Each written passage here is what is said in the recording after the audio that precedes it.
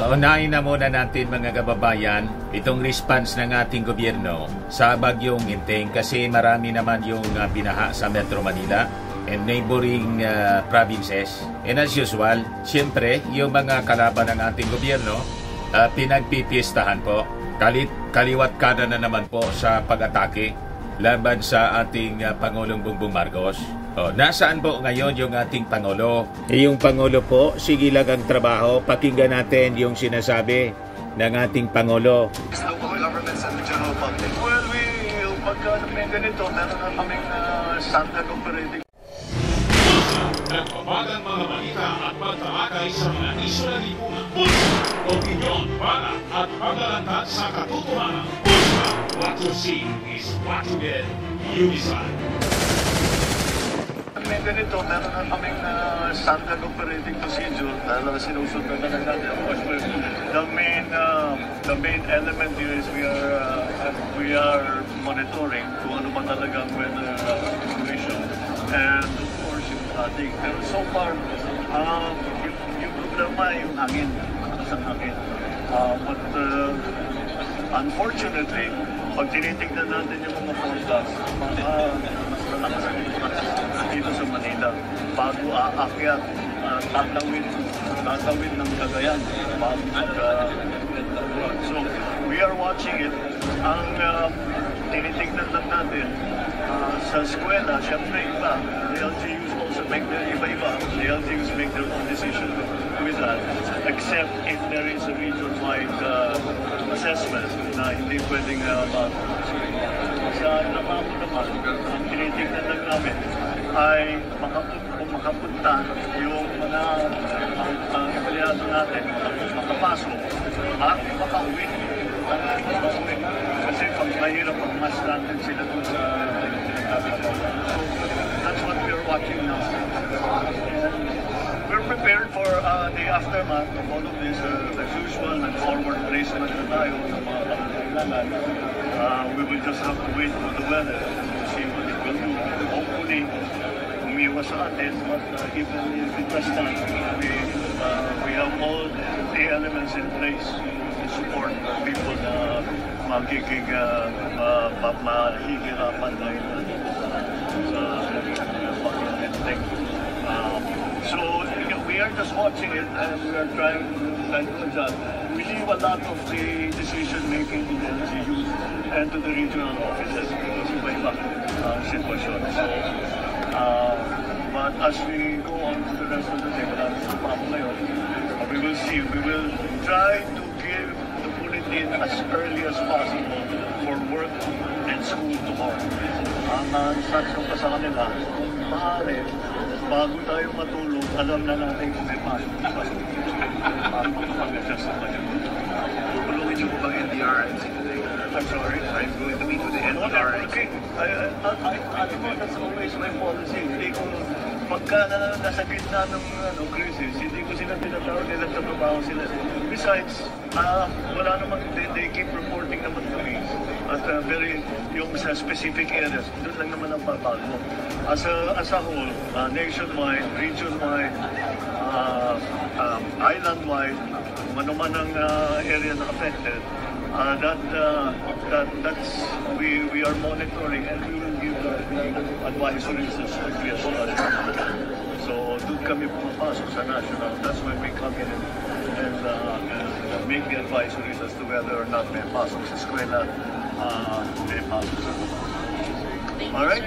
Alright, thank you. So yun po yung ating Pangulong Bongbong Marcos. Hands-on siya. Sabi niya, yung NDRRMC hindi niya iniistorbo, pati yung mga local governments. Kasi nagtatrabaho sila. Sila yung nasa frontliners. Pero continuously, nakamonitor ang ating Pangulong Bongbong Marcos at regular yung flow ng mga reports sa Palasyo Malacanang. Ina-update lagi yung ating Pangulo. That's anya may policy. Always may policy. Kasi kung magpaparapa-meeting siya, papatawag niya yung NDRRMC na nagtatrabaho, imbes nagtatrabaho, magmi-meeting sila. Alam naman nila kung ano na yung trabaho. That is standard operating procedure. Tama pa? Ngayon, kung may mga pagkukulang, yun na po, i-address yan ng national government. Doon magpapa-meeting sa assessment ng mga damages, yung ating Pangulong Bongbong Marcos sa iba-ibang mga agencies ng ating gobyerno para sa support ng national government. Ganun po ang tamang yung full story ng balitang yan. Click subscribe muna dito sa ating YouTube channel and hit the notification bell para lagi po kayong updated sa mga kaganapan dito sa ating bansa. Like and share na rin po ninyo ang ating video. At huwag na rin po ninyo na skip yung ating mga commercial ads para tuloy-tuloy lang ang pag-unlad ng Bagong Pilipinas. Sa mga nagana po ng malinis and spacious fitness gym, pumunta lang po kayo sa aming Colossal Fitness Gym. We also offer Grab Car Rental with our brand new 2023 model ng Toyota Innova. We also accept booking for those who are planning to travel via PAL, Cebu Pacific, and other airline companies, local and international, and bills payment for Meralco Bills, Aleco Bills, PLDT, etc. Ang Colossal Fitness Gym is located at 3rd floor Security Bank Building, Lanco Business Park, Legazpi City, Albay. For inquiries, look for Gilon Maravillas, contact number 0966-802-0949. Yan po yung aming Innova. Lagi na pong matao sa amin.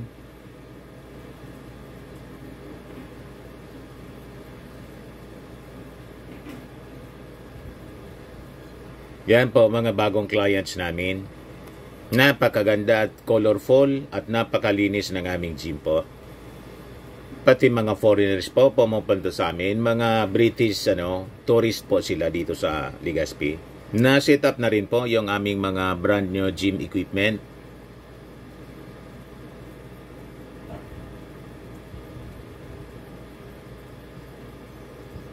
May treadmill na rin po kami.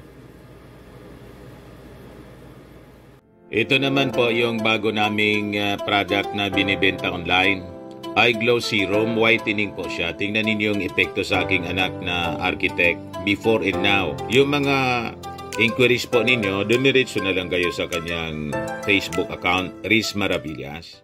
Ito naman po, Firmax Firming and Lifting Cream. Pinapahid po sa mga pulses and affected area. Mainam po sa paninigas ng mga kasukasuan. Ito naman po, Automax Radiant Serum. Sa mukha naman yung application, anti-aging po siya. You will look 10 years younger than your age. Sa mga cancer patients naman po, baka lang gusto ninyo itong itry. Naing siya red mixed fruit drink. Hindi mo po siya gamot, food supplement siya. Kaya lang, gawa siya mga kababayan sa goji berry. Yung goji berry, may anti-cancer properties. O ngayon, yung mga inquiries ninyo, dumiretso na lang kayo sa aming messenger sa Facebook para masagot namin agad. Ayos pa? Ayos na ayosan niya, Mr. Maravilla. Ang sistema. O, ito yung baha sa Antipolo po. Matindi po.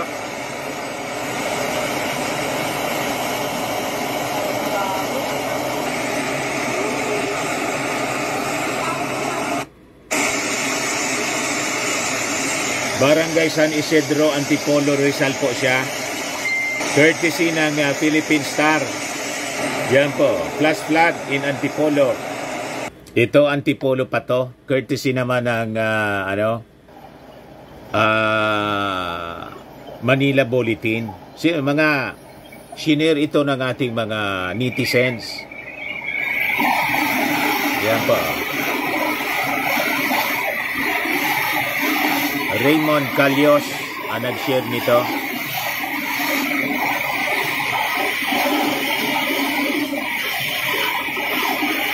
So, kailangan talaga mga kababayan na ma-address yung ating problema sa flooding. At kailangan, sabi ng ating Pangulong Bongbong Marcos, ng National Flood Control Plan. Hindi yung previous administrations mga kababayan kasi, walang ganon. Sige lang implement ng mga flood control projects sa bawat lungsod. Isabi ng ng ating Pangulong Bongbong Marcos, kailangan ng national plan. Hindi po pwede na bawat lungsod may kanya-kanya silang plano. Kasi yung daloy ng tubig po, mga kababayan, wala siyang provincial boundary o regional boundary po. Sabi nga ng narinig ko sa isang urban planner, floods don't stop at political boundaries. So, importante yung national plan. para coordinated lahat. Iisa lang yung plano.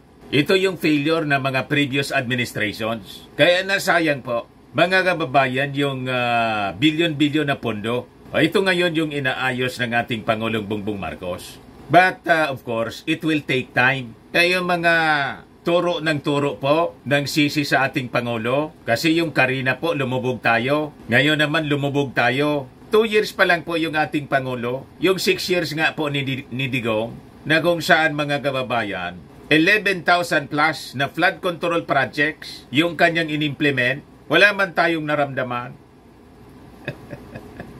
Tapos hinahanap ninyo yung 5,500 flood control projects ng ating present administration. So 11,000 plus, hindi ninyo inahanap. O diba? Lagi ninyong nakikita yung present administration, yung pag-implement po ng mga flood control projects, it will take time, years. Yung 6 years nga po ni Digong, wala nangyari. Tapos yung 2 years ng ating Pangulo, hinahanapan ninyo ng solusyon. Ito yung 5-year infrastructure development highlight sa zona ni Digong. July 27, 2021. Ilan yung budget, mga kababayan? 2.5 trillion pesos yung budget sa mga infrastructure projects that includes flood control. Sabi diyan, for flood prevention, mitigation and control, the DPWH completed a total of 11,340 projects spread all over the country with 7,782 projects in Luzon. That includes in Metro Manila, 1,752 in Visayas, and 1,886 in Mindanao. Malinaw na mga DDS, mas marami yung flood control projects ni Digong, 11,000 plus. May naramdaman kayo? Pagkatapos, ituturo ninyo yung 500 flood control projects ng ating present administration. And that is all over the country. Hindi man yan concentrated sa Metro Manila. Gusto ninyo masolusyonan ng ating Pangulong Bongbong. Hindi nga nasolusyonan ni Digong. Trillion yung budget. Diba? So kailangan talagang i-review. Kailangan natin ang National Flood Control Plan. Yan ang totoo niyan. But anyway, hindi yan yung topic natin talaga ngayon. Pag-usapan natin yung budget ng DepEd, mga kababayan, kasi yun ang naging topic sa hearing kahapon. Matindi po yung na-discovery ng ating mga congressmen. May nabuksan po silang can of worms. Umalingasaw yung baho. Matindi pala po ang korupsyon, mga kababayan sa DepEd. Patong-patong yung problemang iniwan po ni Inday. At lahat ito, mga kababayan, involving money. Money, money, money. Sabi ko sa inyo, pagdating po sa pera, tama yung sabi ng mga congressmen, si Inday Anya, may dubious records. Dubious track records pagdating sa kwarta. Yan po, COA flags 5.6 billion DepEd feeding program in 2023. Ang daming problema po ni Inday. Patong-patong. Yan pa po, Solon Swan probe into different issues sounding DepEd. Yan pa po, DepEd's 5.69 billion feeding program plagued with missing milk. Moldy Nutribans during Sara's term as Education Secretary. Missing yung mga gatas po. Pati yung mga gatas, hinigo. Nangawala, nag-disappear. Baka niya, Mr. Maravilla, sumama kay Kibuloy sa langit. Sabi ni Inday. Nasaan na niya si Kibuloy? I guess niya, nasa langit niya. I have one guess niya, nasa langit. Baka mga kababayan, nakasama. Napunta doon sa mansion ni Pacquiao sa langit. Nawala bigla, nag-disappear. Yan pa, irregularity billion bidding of DepEd laptops. Matindi po. Punong-puno ng anomalya po, mga kababayan. Pero si Inday nag-react na po. Dumipinsa siyempre. Ayan po. Sabi niya, there was no misuse of any funds. There is, however, an unending political attack by the Makabayan Romualdez Marcos Alliance to mask the real problem of the country right now. This is the sad plight of the poor and the hungry because of the unabated rise of food prices. Dapat magtrabaho muna bago politika. Nagsalita yung tutok na tutok sa trabaho. Nasa kasagsagan nga mga kababayan ng Inting. Nandun siya sa kingdom ni Pacquiao. Ang kinukomfort niya po, hindi man yung nasasalanta ng baha, dala ni Inting, kundi ang kinukomfort niya mga kababayan, si Pacquiao at yung mga supporters niya. Trabaho daw niya, mga kababayan ito. Sabi niya sa kanyang speech mismo. So, mas kinomfort niya yung pugante mga kababayan at mga supporters kaysa sa mga biktima ni Pacquiao at saka sa mga biktima ng mga kababayan nitong bagyong si Inting. Tapos, sasabihin niya, dapat magtrabaho muna bago politika. Siya yung namumulitika po. Pinulitasize niya yung warrant of arrest kay Pacquiao. You see?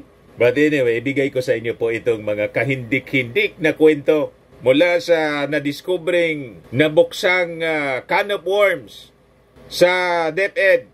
Yan po. Yung feeding program ng DepEd, mga kababayan, under SARA, puno ng anomalya, plague with missing milk, moldy Nutribans. Yun ang na-discover ng mga taga-kuha po. So, hindi lang po confidential funds yung nalunok. Confidential funds nalunok 11 days po. pati pala mga kababayan, gatas nalunok. Nangawala bigla. Sabi rito, state auditors have reported that the Department of Education's 5.69 billion school-based feeding program for 2023 was plagued with issues including insect-infected or moldy Nutribans, unsanitary packaging, rotting food items, and food boxes with questionable manufacturing and expiry dates. Grabe po. Matindi talaga po. Sayang ng pera ng bayan. These issues occurred during the incumbency of Vice President Sara Duterte as DepEd Secretary. The Commission on Audit reported that 21 school division offices across 10 regions in the country reported non-deliveries or delays in receiving nutritious food products and pasteurized milk. Wala man pong diniliber. Tingin ninyo mga kababayan, saan napunta? One such SDO was from Aurora Province, where newly appointed Education Secretary Edgardo Angara is from. State auditors noted that pest insects were found inside Caraban, Milkyban, and Nutriban squash during the inspection of food commodities. Additionally, COA reported that some food items delivered to Bulacan SDO were either rotten, unripe, or crushed. Doon naman sa Misamis Oriental, 1,001 pieces of Nutriban delivered from September 2023 to January 2024 were returned to the suppliers for replacement due to the presence of molds and discoloration on the bread 1 to 2 days before the expiry dates. Matindi po. So yun ang klase po ng ipapakain sa mga bata, mga pa-expire na, mga nabubulok na mga kababayan. Paano hindi bumagsak po sa PISA yung ating mga kabataan? Pag ganun ang sistema, di ba? At malamang kasabwat kasi yung mga suppliers. Pinagkakitaan lang po. Kaya ganon, wala silang paki kung anong klaseng pagkain yung i-deliver. And worse, may mga dapat deliveries mga kababayan na naging kaluluwa. Ghost deliveries. You see? Hindi makita. Hindi makita yung delivery. In Iligan City SDO, yung non-food product deliveries carry dubious markings. Kaduda-duda, dubious. Displaying the expiry dates on boxes as October 29, 2023, while markings on the product showed they were good only until October 26, 2023. Expired na po. COA stated the product contains a manufacturing date which is not easily discernible and misrepresents contrary to the terms of the contract. Hence, the supplier failed to meet the standard of the contract in providing a clear and readable manufacturing date. Kung sino-sino na lang siguro yung kinuwang supplier, importante makakubra.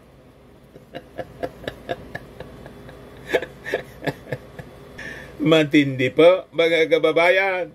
Tapos ang slogan, mali natin ang Pilipinas. Sabi ko sa inyo, mag-ingat kayo sa mga ganyang tao, sa mga sinungaling na tao. Ito po, kaya nagawa ang ganito po, produkto to ng kasinungalingan. Yung kasinungalingan nila, unti-unti na po na nabubunyag. Ito na ngayon, na-discover na yung mga sinasabing deliveries, nabubulok na pala. At yung iba, mga kababayan, ghost. Ghost deliveries, hindi man po nangyari. So sabi dyan, these irregularities were not limited to Aurora, Bulacan, Misamis Oriental, and Iligan City, but also occurred in Metro Manila, where the Quezon City SDO reported poor food packaging in non-compliance with contract specifications, specifically regarding size and weight. The root crops anya were not individually packed in cling wrap or paper. The weight of 5 food items purchased and distributed was below the prescribed serving size. Tinipid. Pumayat, mga kababayan. Pag pumayat po ang deliveries, ang mga involved sa supplies, yung mga contractor, saka yung nasa likod ng kontrata, yung mismong opisyal, yun ang lumalaki, ang tiyan. Tumataba. Ganon siya po, mga kababayan. 8 kinds of prescribed non-food products or alternatives were substituted with other food products, sabi po ng mga state auditors. The school-based feeding program is a government program that addresses undernutrition among learners in the public school system. It consists of the non-food products that should provide a hot meal or food items, including fruits, eggs, kamote, and nutty bars, along with pasteurized fresh milk. Ay, mali ako. Hindi pala non-food. Mga food yun, nutritious pala. Nutritious food products. Sorry. Mali yung ano. Ba't ba tinawag kong non-food? Lahat ito food. Tao lang po. Ay, nagduda ko. Bakit ko, sabi ko, paulit-ulit ko sinasabing non-food? Feeding nga po pala to. Ikaw talaga niya, Mr. Maravillas, gurang ka na. Feeding program, pero non-food yung sinasabi ko. Ang ibig sabihin po, nutritious food products, hindi non-food. Non-food akong non-food. Anyway, butit na biglang nagtaka ako sa mga sinasabi ko para ikako may mali. Nutritious po. Nutritious food products ang ibig sabihin. So, sabi dyan, state auditors also discovered that in at least 10 regions, pasteurized fresh milk was either delivered late or not at all throughout the school year. Wale. Talagang walang diniliver po. Pero sigurado pong nalunok na yung pera. Ayan po ang sigurado dyan. So sabi dyan, COA identified anomalies in the following areas: La Union in Region 1, Ifugao, Benguet in Baguio City, in Cordillera Administrative Region, Mandaluyong City in Pasig City in NCR, Oriental Mindoro in Palawan in Region 4B, Mimaropa, Camarines Sur in Region 5, Bicol Region, Zamboanga City in Region 9, Zamboanga Peninsula, Bukidnon, Valenzuela City, of Malaybalay in Region 10, Northern Mindanao, Tagum City in Region 11, Davao Region, South Cotabato in Sultan Kudarat, Region 12, Suksargen, Agusan del Norte, Surigao del Norte, Butuan City, Cabadbaran City in Surigao City in Region 13, Caraga.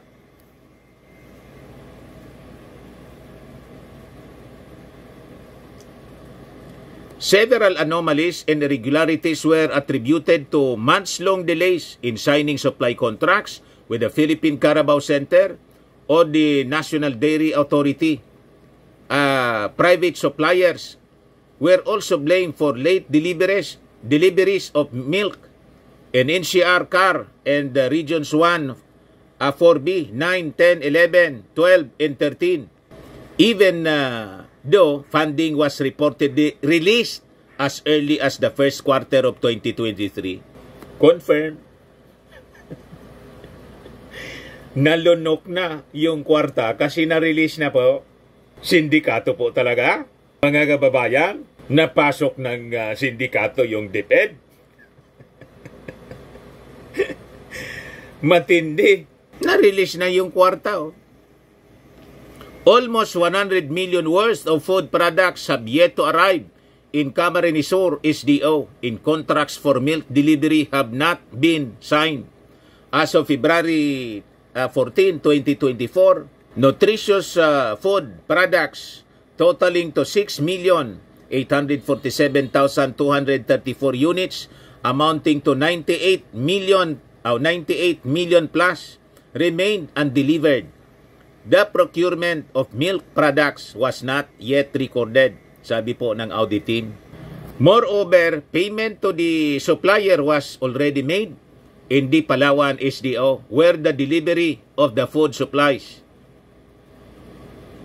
Audit revealed that SDO Palawan paid on December 15, 2022, the full amount, 25 million plus, to the nutritious food purchase despite delayed delivery of goods totaling to 14 million plus per delivery receipts and school inspection and acceptance reports.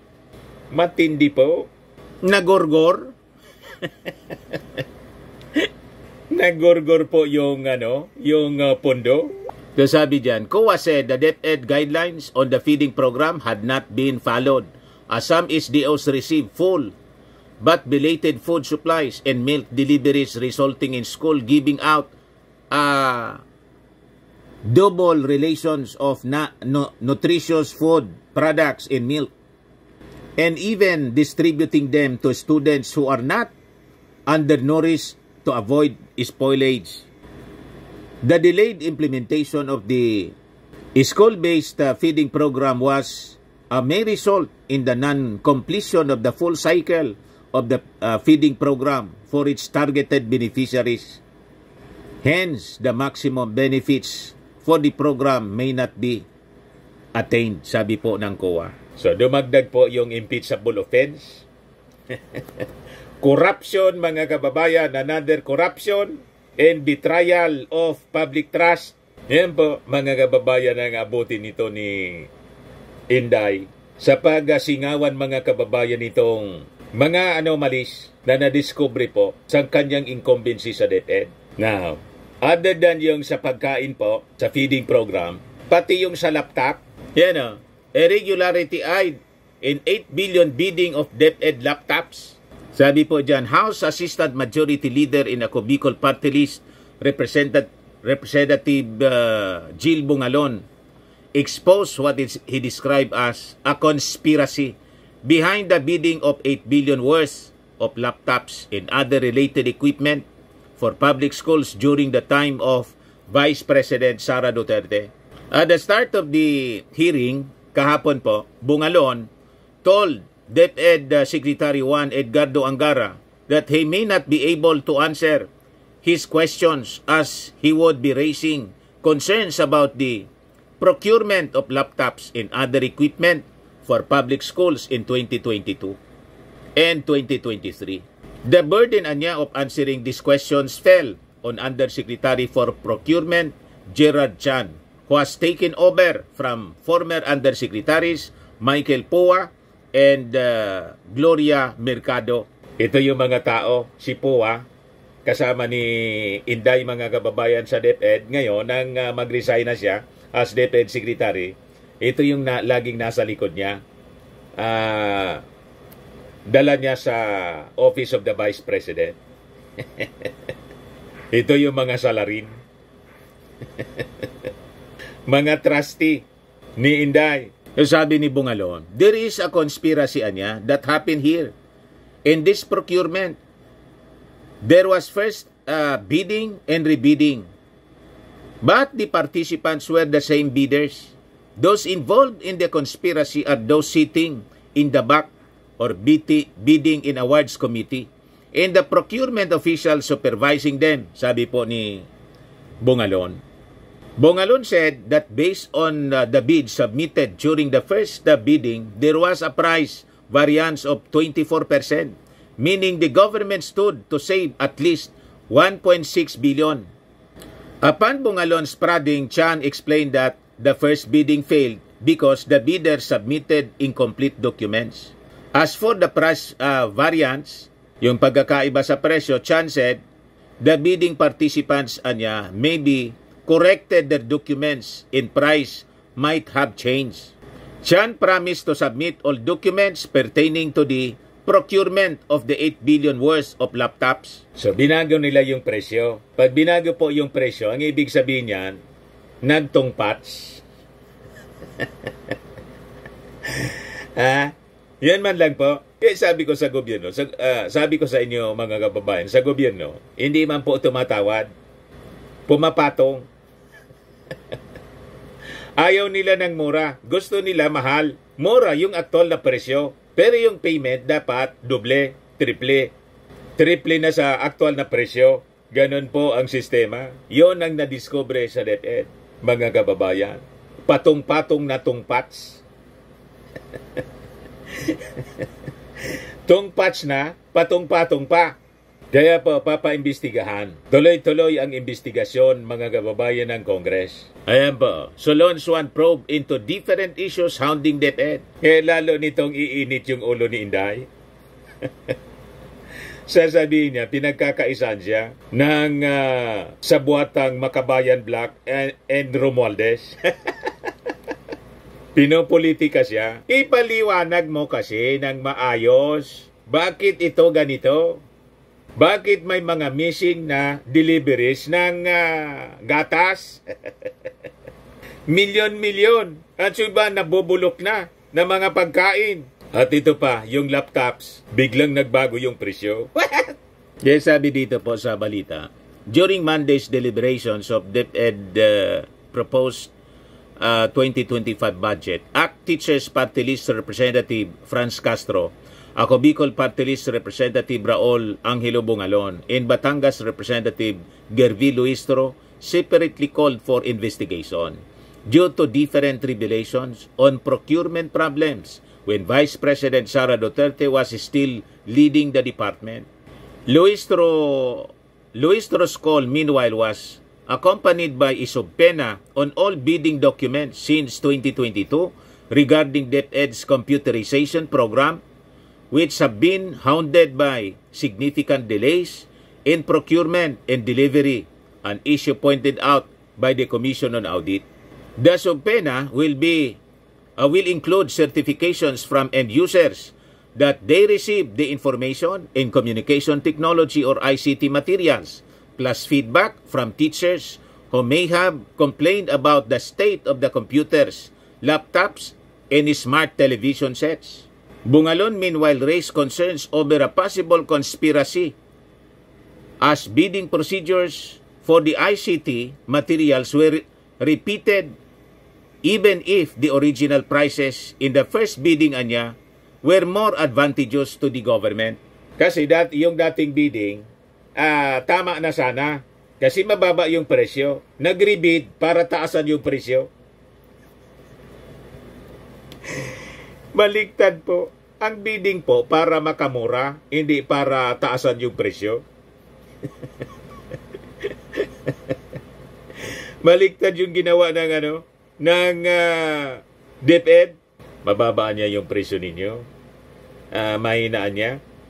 Cancel. Magparibid tayo. Ang dapat na magbid dito, yung doble yung presyo.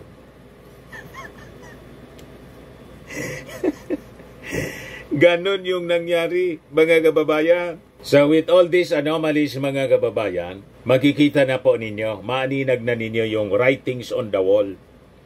Malamang ikasa talaga ng Congress yung impeachment laban kay Inday. Kung ma-impeach po si Inday, deserve. Tama ba? Pag na-impeach si Inday, mga kababayan, Shiminit anya, Mr. Maravillas. Shiminit be able to run for president or any position in government kasi disqualified na siya. Shiminit. Iyakan yan, yung mga nausog. Mag-sisirko-sirko sila sa sama ng loob.